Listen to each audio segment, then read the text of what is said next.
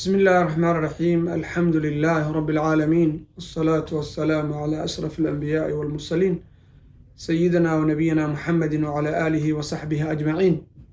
أما بعد، أنت كدب سيداني هراء إنه لسع النيبة أنتي ندقي ستي كلمات كنهراء ماشان كشاكي لبك المدود أن كسو جيدني وكهلي 10 ذي الحج فضلق إليهن labada cashar ayaa waxaan rabnay inaanu ka dabageyno in yar oo maaragtay sabqu lisaan oo ka dhacay.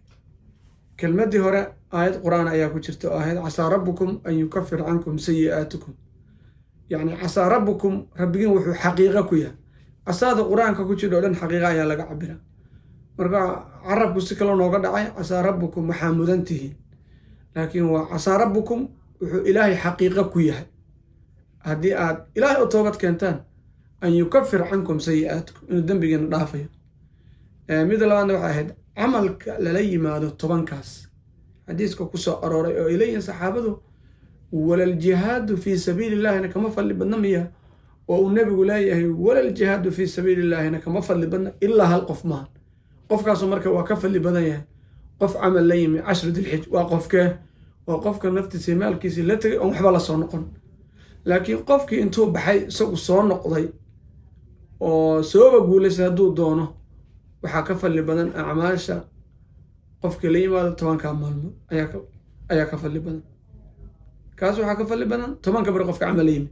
laakiin qofkii isagu dhintay oo maalkiisii hantay huray wixii dhan huray oon waxba la soo noqon isaga wax gaari karaa ma jiraan. 10 cashar dilxijada wax la timaada xataa ma gaari karid, waa kaa fadli badan.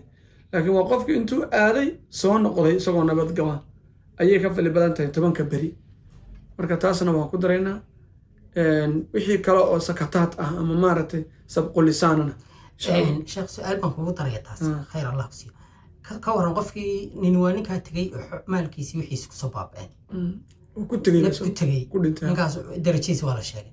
ninka ka waran intuu dagaal galay maalkiisii wixiisi waxba la soo noqon laakiin isagoo caafimaad qaba soo noqday, ka waran ninkaas ninka 10ka cisho soomay isagoo kama ajar badna.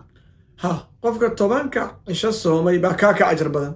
hal nin baa la sheegay waa qofkaa tegay aana soo noqon naf iyo maal. laakiin inta kale lama sheegin. daminis macnaheedu marka xatay waa ka fadli badan tahay 10ka beri ay camalka lala yimaado saalixa ah ayaa fadli badan. khayr. jazaakum allahu khayr. wasalaamu calaykum waraxmatullahi wabarakaatu.